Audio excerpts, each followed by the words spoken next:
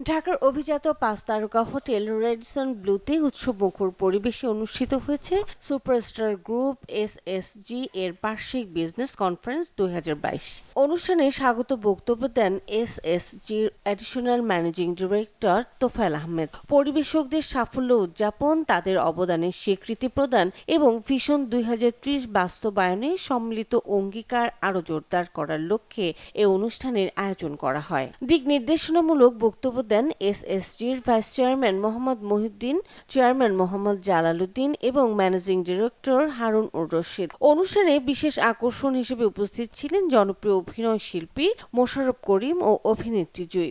এ সময় ব্যবসায় বিশেষ অবদানের জন্য নির্বাচিত পরিবেশকদের সম্মাননা প্রদান করা হয়। এছাড়া অনুষ্ঠানের সমাপনী পর্বে জনপ্রিয় সঙ্গীত শিল্পী হাবিব ওয়াহিদের সঙ্গীত পরিবেশনা এবং র্যাফেল ড্র অনুষ্ঠিত হয়।